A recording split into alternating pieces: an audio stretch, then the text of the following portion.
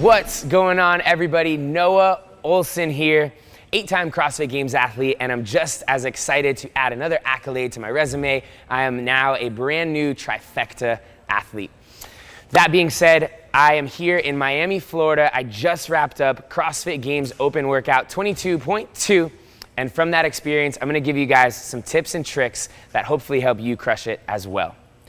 The workout this week is 4-time 1 up to 10 back down to 1 reps of deadlifts at 225 pounds for the men, 155 pounds for the ladies, paired with bar facing burpees.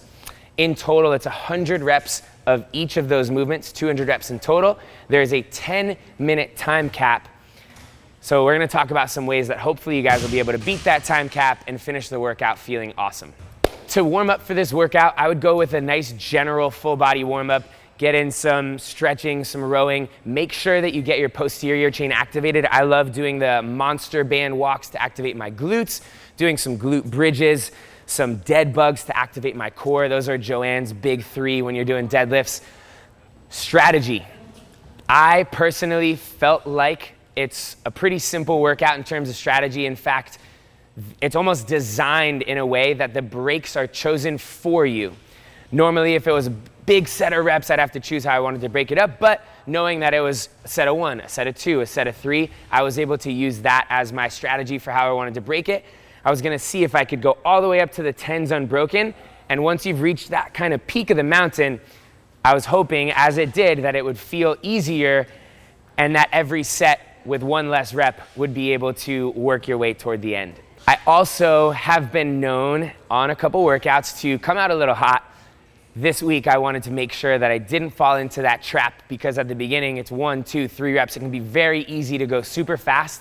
I tried from the very beginning to be smooth and very intentional about the way that I did my burpees because I feel like that was where the workout could really cause you to blow up at that halfway point. So my strategy personally was to go unbroken all the way through the deadlifts, nice and smooth on those burpees, and once I got past that set of 10, hopefully have some sort of finishing kick. That is actually how the workout ended up turning out for me. By the time I got all the way down to the set of 5, I was able to keep the reps unbroken and even speed up a little bit. Instead of doing the step ups on the burpee, I was able to jump up and finish a little bit faster than I started. My overall time was 7 minutes and 20 seconds. I think you guys can probably get me out there, especially if you've got a strong deadlift and fast burpees.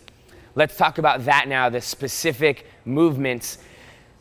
If you're a very strong deadlifter, obviously take advantage of that. I think being able to do 1s up to 10s, back down to 1 should be pretty simple to manage unbroken. Your rep speed there can also be key. If you're taking a lot of time in between reps, having to stand up and pause at the top, that's gonna waste a lot more time than being able to just cycle them very quickly. Obviously, making sure you meet the standard of locking everything out at the top, but very quickly going from rep to rep. If you're a fast burpee guy, I had a friend that did the workout next to me, totally different strategies, pretty similar times. He broke the reps up from 6 up to 10 and back down to 6. All those reps of deadlifts, he went in half and was unbroken through the rest of it, but just took advantage of his fast burpees there and was able to get it done pretty quickly. Talking about some tips specific to those 2 movements. On deadlifts, I used to be a terrible deadlifter back in the day. It was definitely my biggest weakness, and one of the biggest things that I found that helped was instead of trying to retract my scapula to keep my back flat on the deadlifts, I think about really engaging my lats and pressing them down into my body. I remember a friend saying, imagine that you had tennis balls in between your arms and the side of your body, and you're trying to squeeze those tennis balls. That was a cue that changed the game for me. That allows me to engage my lats and keep my back super flat through those deadlifts. So that's a big deadlift tip. Try to really engage those lats down and in.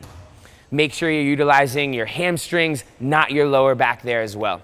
On the burpees, again, it's low reps. You might be tempted to jump up from the very beginning. I would recommend going with that step up technique, something that's gonna allow you to stay smooth and controlled. And then at the very end, when you find that finishing kick, resort to that jump up technique. I also practiced the transitions and still ended up messing up.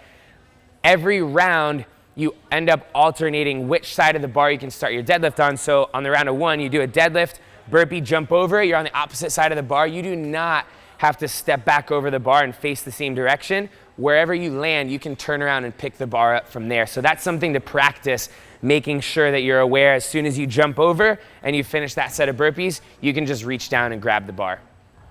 And that's my final piece of advice to you, is at the very end, when you're down at the 3, 2, 1s, there's nothing to wait for. It's such a small amount of reps. As soon as your feet hit the ground, even if they're a little offset, just pick that bar up and finish. You're seconds away from being done with that workout. You don't want to finish with any regrets. Best of luck. I believe in you, and I'll see you on the leaderboard.